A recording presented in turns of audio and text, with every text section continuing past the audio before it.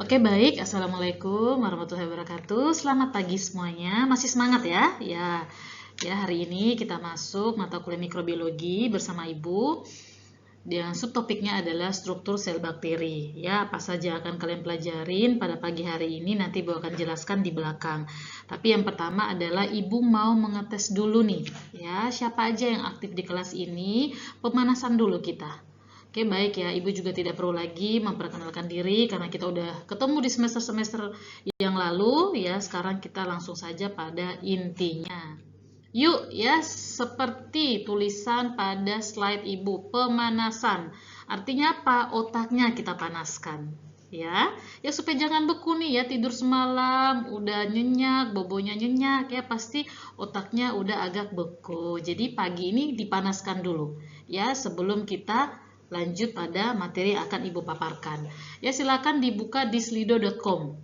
Ya, untuk kata kuncinya masukkan 424335. Oke, udah? Nah, apa pertanyaannya? Kita langsung. Ya, what is the first word that comes to your mind when you think of microbiology? Artinya adalah apa yang kalian pikirkan sih ya pada saat kalian membaca tentang mikrobiologi? Ya, ya bisa apa saja boleh silahkan diisi, dari situlah ibu akan melihat ya keaktifan kalian ya, walaupun di sini ibu sudah pegang ya presensi kalian di kelas ini sudah ada namanya di ibu, tapi ibu ingin melihat ya keaktifan kalian untuk menulis jawaban pada slido.com ini ya. Ibu harap semua sudah isi. Oke, baik, kita lanjut pada pemanasan selanjutnya ya. Tidak sampai di sini aja pemanasan itu ya, harus ada double-double nih biar makin panas. Oke, sekarang pretest. Ya, untuk pretest ini kita nggak pakai lagi slido.com tadi, tetapi silahkan kalian ketikkan joinmyquiz.com atau bisa juga di barcode-nya ini ya, silahkan. Untuk kodenya 596193. Jika ada yang kesusahan untuk masuk di pretest, silakan untuk mengklik link di bawah ini ya. Jadi link ini bisa kalian klik jika kalian ada yang kesusahan untuk masuk pretest pada materi ini. Oke, apakah sudah semuanya?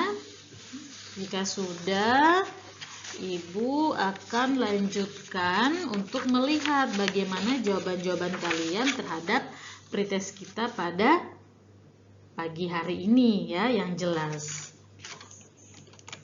Nah ya, ini ada linknya. Silakan diklik untuk melihat apa pertanyaannya ya. Di pretest ini ada 5 soal, silakan kalian klik dan jawab sebisa kalian ya. Tidak perlu untuk melihat di Google, tidak perlu melihat di GPT ya, tetapi apa pemahaman kalian. Karena itulah tujuan dari pretest ini. Ibu ingin melihat bagaimana kemampuan kalian terhadap materi ini. Oke, baik, jika sudah kita lanjut. Ini ya, kita akan mempelajari terkait dengan definisi dan juga ruang lingkup mikrobiologi. Ya, apa yang dimaksud dengan mikrobiologi? Ya, dibagi atas 3. Ya, 3 kata, ada mikros, ada bios, ada logos. Artinya bahwa siapa yang bisa jawab? Ya, kalau ada kata kecil, hidup, ilmu, itu artinya bahwa mikrobiologi ini adalah ilmu yang mempelajari tentang mikroba atau makhluk hidup yang berukuran kecil, ya, atau kita sebut nama lainnya mikroorganisme. Dan bagaimana peranannya dalam dunia penelitian, ya, dalam dunia kesehatan, industri, dan yang paling penting adalah dalam dunia farmasi, ya, karena kalian berada di bawah prodi farmasi. Jadi kalian harus tahu fungsinya untuk apa. Mungkin banyak yang berpikir bahwa bakteri berarti patogen, ya biasanya kita penyakitnya karena bakteri, infeksi bakteri, tapi jangan salah, itu cuma 20%-nya, 80% semua adalah bakteri-bakteri baik ya, yang sangat diperlukan dalam dunia kesehatan. Oke, Ibu lanjut lagi. Nah, jenis mikroba apa saja ya yang kita kategorikan sebagai mikroba? Yaitu bisa terkait dengan virus, bakteri, archaea, protozoa, alga, dan juga fungi atau fungi. Ya, walaupun ada beberapa yang ukurannya itu tidak perlu kita lihatnya di bawah mikroskop. Karena dengan mata telanjang saja itu bisa kita amatin. Hanya saja pada saat proses kita ingin mengembangbiakannya itu bisa secara artifisial di lab. Itu nanti ada praktikumnya. Ya, nanti bisa masuk lab bersama ibu. Ya, di lab nanti kalian akan dasarnya dulu deh ya. Jadi ibu nggak mau banyak terlalu berbicara soal bagaimana menumbuhkan bakteri, tapi dasarnya dulu. Ya kalian harus tahu nih ya alat-alat apa saja yang digunakan, bagaimana cara kalian menggunakan cawan Petri, bagaimana cara memegangnya, bagaimana cara nuang media, itu semua harus kalian ketahui. Ya, jadi ini adalah subtopik tentang bakteri dulu yang apa dimaksud dengan bakteri. Ya, kita lanjut lagi. Ini ada pertanyaan lagi. Ya. Jadi sebenarnya ada dua istilah. Ada istilah prokariot dan juga ada istilah eukariot. Ya, jadi siapa yang mau menjawab atau yang bisa menjawab sebenarnya bakteri ini dia masuk di kategori yang mana? Nah, ini pelajarannya dari SMA, apalagi yang jurusannya IPA pasti udah dapat. Ya, ayo coba diulang-ulang lagi, diingat lagi materi yang pernah kalian dapatkan waktu SMA. Ya, ada prokariot dan juga ada eukariot. Oke. Nah, ya, apa sih bedanya prokariot? Apa bedanya eukariot? Ya, pasti ada perbedaan antara keduanya. Dan bakteri, ya, masuknya di mana? Ya, bakteri. Dia masuk di kategori yang mana? Itu yang wajib kalian ketahuin. Ya, dan bagaimana struktur dari bakteri itu sendiri. Ayo, siapa yang ingin jawab dulu?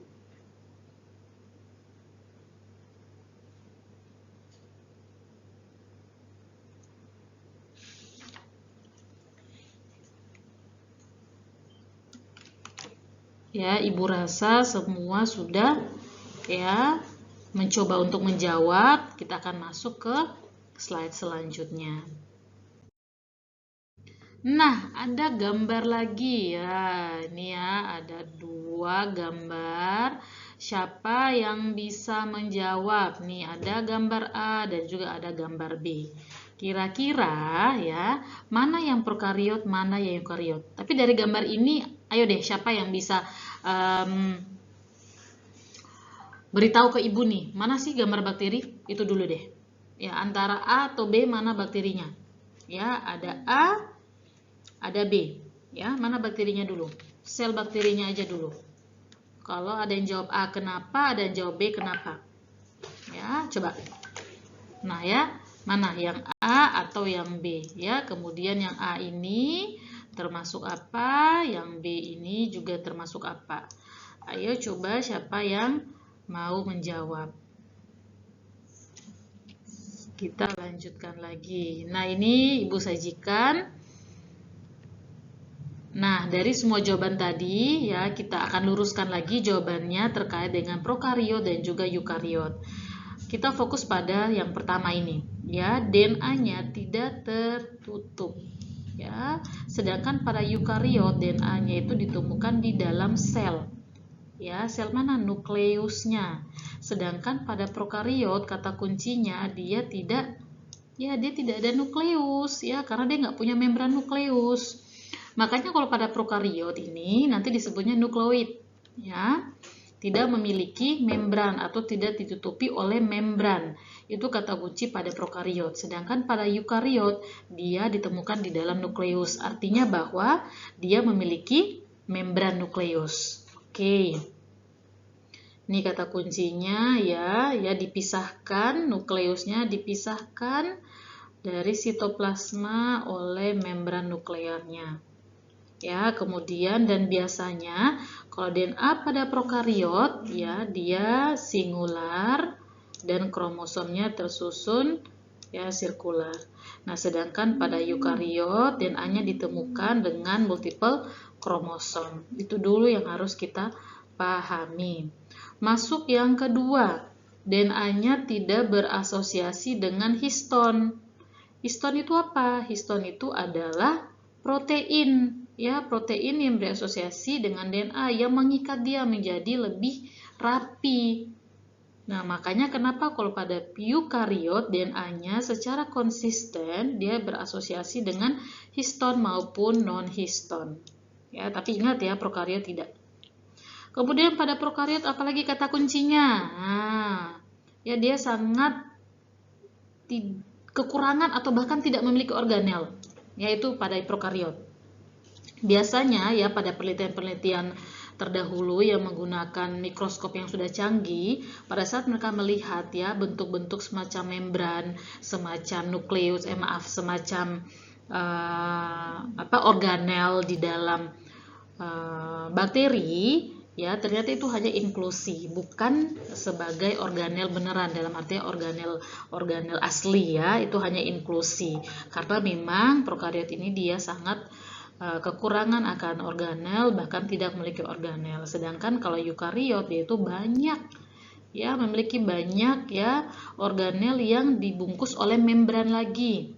Ya, termasuk apa pada eukariot? Termasuk mitokondria, termasuk endoplasmic reticulum, ada Golgi kompleks, ada lisosom ya, dan juga ada kloroplas. Itu kalau pada sel tumbuhan ya. Ingat, pada sel hewan tidak memiliki kloroplas ya, jangan salah-salah ya, itu adalah inti ya. Jadi dicatat ini ya, jangan hanya dengar ibu bicara, kalian catat juga ya inti poinnya. Nanti ya sebelum UTS ujian ibu akan periksa catatan kalian. Oke, baik ya. Kita masuk ke prokariot lagi ya. Dinding selnya terdiri atas peptidoglikan. Ya, bedanya pada eukariot dia tidak memiliki peptidoglikan ya. Kemudian untuk prokariot lagi ya biasanya pembenahan secara biner atau binary fission. Sedangkan eukariot ya biasanya secara mitosis. Itulah perbedaannya yang paling nyata antara prokariot dan juga pada eukariot. Ya, seperti itu. Ada yang bertanya dulu sampai di sini? Ya, Ibu harap semua mengerti dengan apa Ibu jelaskan supaya ya sasaran dari mata kuliah ini benar-benar tercapai. Oke, baik. Kita lanjut lagi ke materi selanjutnya. Iya. Nah, ini dia gambarnya. Ya, tadi mungkin Ibu sudah menjelaskan tentang prokariot apa, eukariot apa pada tabel tadi, dan ini adalah ya gambarnya. Ya.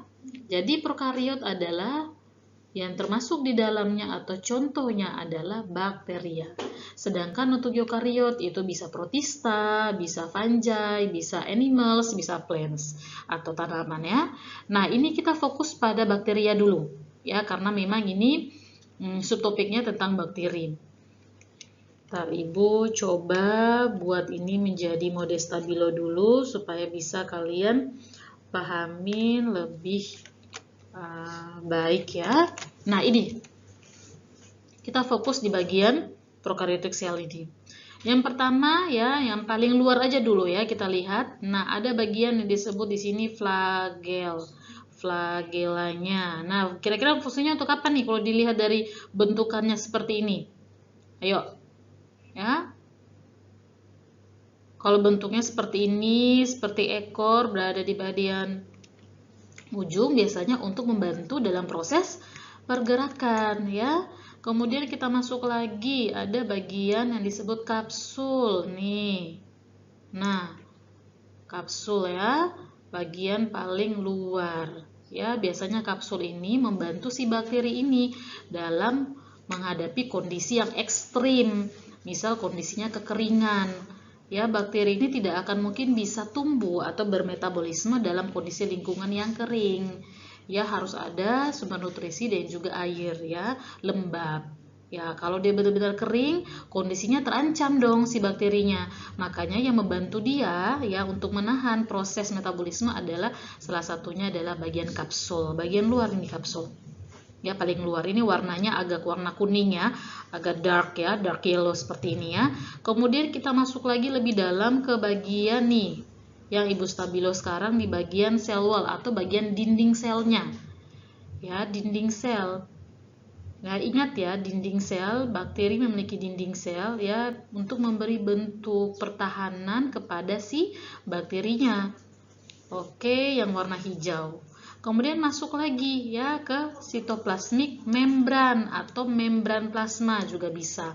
Kenapa disebut sitoplasmik membran? Karena ini adalah lapisan membran yang memisahkan langsung antara sitoplasma dengan bagian luar dari si bakteri tersebut. Nih ya, yang warnanya agak grey, ada abu-abu. Kemudian kita masuk lagi ada yang disebut ribosom. Nih ribosom. Mana gambarnya ribosom di gambar ini? Nih ada yang titik-titik nih, titik-titik yang warnanya agak warna hitam di dalam nih. Ya, nih titik-titik nih, ini ribosom. Ya, ribosom fungsi itu sangat penting di dalam suatu sel makhluk hidup ya. Apa? Siapa yang tahu? Jawab salah juga nggak apa-apa. Oke ya, ribosom fungsinya untuk sintesis protein.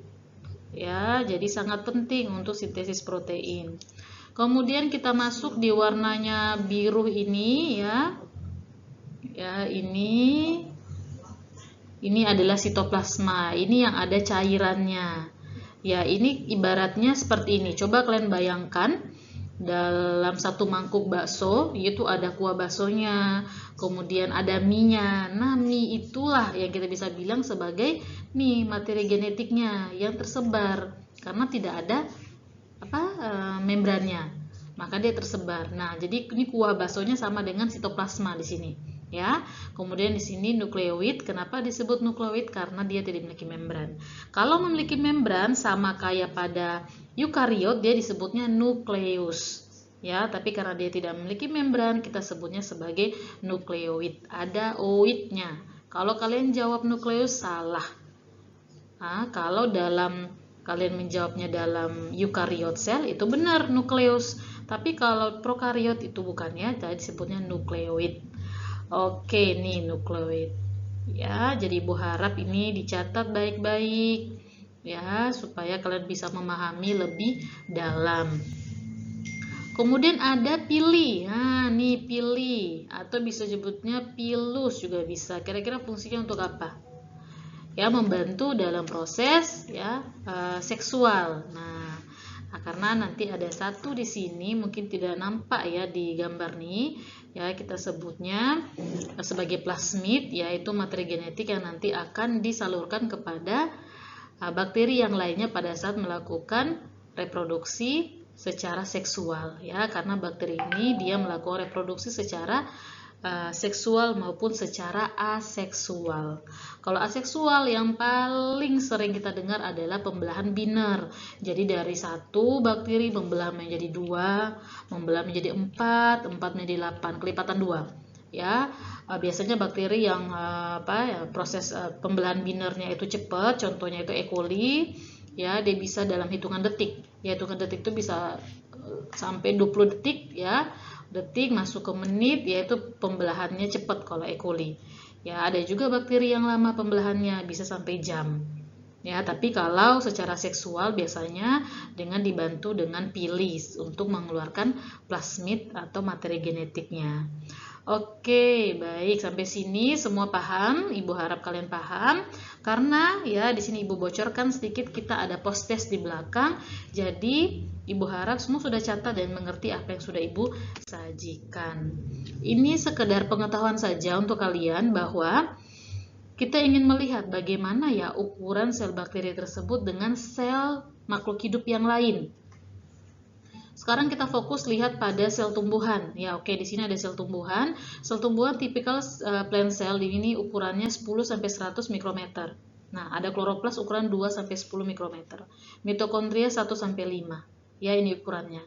Kemudian kita masuk bagaimana ini kalau kita bandingkan dengan human red blood cell atau sel darah merah dari manusia. 7 sampai 8. Ya, 7 sampai 8 berarti dapat kita katakan bahwa sel darah merah manusia itu jauh lebih kecil daripada sel tumbuhan, karena sel tumbuhan 10 sampai 100 ya, dengan satuan ukuran yang sama. kita bandingkan lagi berarti dengan neuron sel body 70, hampir mendekati dengan ukuran dari sel tumbuhan ya, tetapi ukurannya jauh lebih besar daripada human red blood cell. Oke, berarti kita bandingkan lagi dengan ukuran sel bakteri. Contohnya di sini Escherichia coli 1 sampai 5 dengan satuan ukuran yang sama panjangnya mikrometer. Jadi berarti kita bisa bilang ukurannya sangat kecil. Ya, di samping sini sebelah kanan ada lagi yang lebih kecil. Ya, tobacco mosaic virus. Ini virus, ini nanti ada di materi selanjutnya. Kita tidak fokus membahas di sekarang, tapi memang virus adalah mikroorganisme yang sangat kecil karena ukurannya bisa sampai nano. Ya, ini 300 nanometer, jauh lebih kecil lagi dari mikrometer tadi. Nanti Ibu akan bahas ini tapi di subtopik kita yang selanjutnya. Jadi tidak kita bahas sekarang, ya kita per subtopik supaya bisa kalian lebih paham. Ya, intinya kalian fokus di sini bahwa untuk ukuran dari E. coli ya ini sangat kecil kalau kita bandingkan dengan sel tubuh kita ya sebagai manusia ya. Kalau kita manusia bukan prokariot ya anak-anak ya. Diingat ya tadi seperti Ibu jelaskan tadi bahwa kalau kita manusia masuknya di eukariot. Ya, manusia, hewan itu sama. Ya, oke, kita lanjut lagi sedikit supaya kalian bisa post test ya. Pasti udah nggak sabar kan post test. Oke, baik, kita lanjut lagi.